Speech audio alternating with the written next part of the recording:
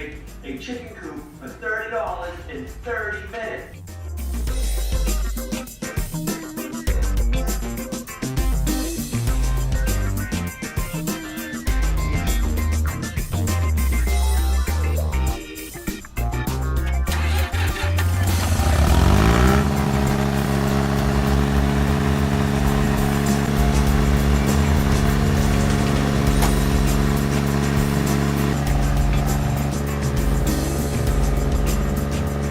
We're just out here getting some work done.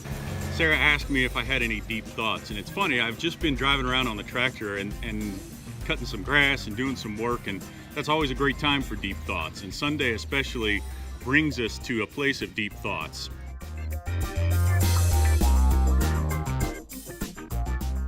We went to Mass this morning, and it was funny, we had a visiting priest who used to be at our parish, and he just celebrated his 45th ordination anniversary. And the kids thought it was cool that he had been a priest longer than you and I had been alive, because at 40 we're the oldest people that they can think of, even though they have grandparents and great-grandparents. You're so old, but they're to them. 40-year-old parents, right. They're the oldest, right? And this guy's been a priest for longer than we've been alive. Wow, that's really long. Really long. I've been struggling with some things lately. I've had some real personal struggles, and some struggles with my work and with my sense of purpose and who I am and who I'm called to be.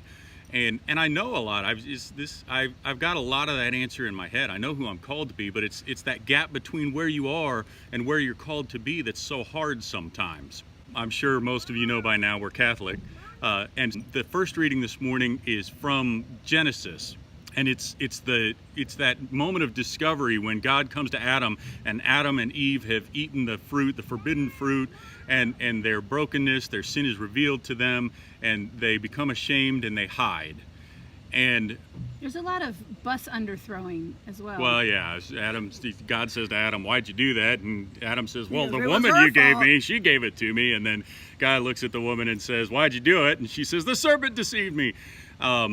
And so you see that, I mean, already there's this indication of finger pointing. As soon as the fall happens, there's finger pointing and blame, and people don't want to own up and take responsibility. It's immediate.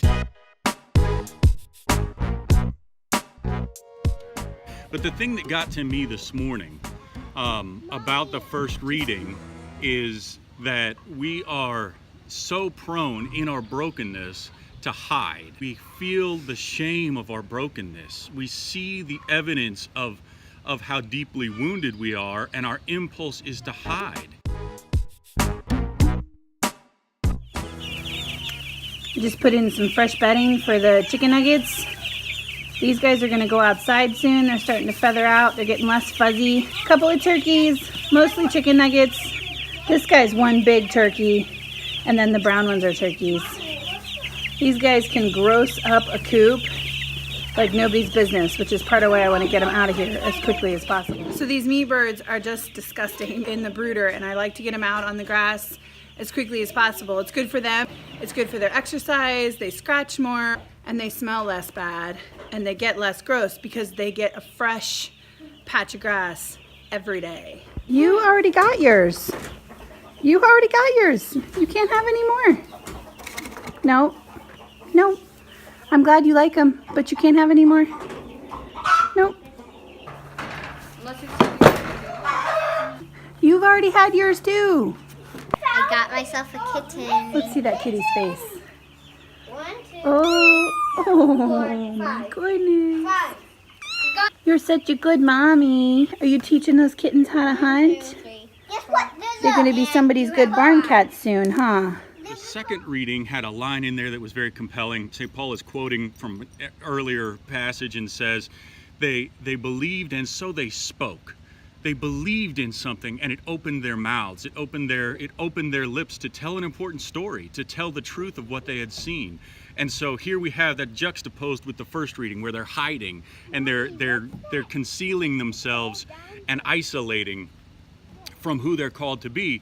And then we move into the second reading where we have this like opening of self. And then the gospel today is that famous, "A house divided against itself cannot stand." And so this juxtaposition comes like full circle in the gospel, that here we have some a story of someone who is isolating, juxtaposed with the story of someone who is being set free from their silence. And then we realize that we represented in us is both. We want to be someone who pursues holiness and someone who pursues everything that's great. But at the same time, when we're confronted with our brokenness and our sin, we want to isolate. And if I can't look into myself and say, well, which one do I want? Do I want to be part of the community? Do I want to be a truth bringer and a hope giver? Do I want to be someone who plugs in and pursues what it is that I'm called to be? Or do I want to be someone that isolates? Because I can't do both. A house divided against itself cannot stand. I cannot be both of those people. And so Deep Thoughts this Sunday are it's confronting me with the decision that we all have on a day by day, hour by hour, minute by minute, moment by moment basis to choose right now, right here and now, am I going to engage in my calling and my community, or am I going to give into the temptation to feel shame, to feel the weight of that shame, and to isolate? So that's why we're here, guys, is to engage you guys in community and to grow and learn from each other. That's my deep thoughts for this Sunday.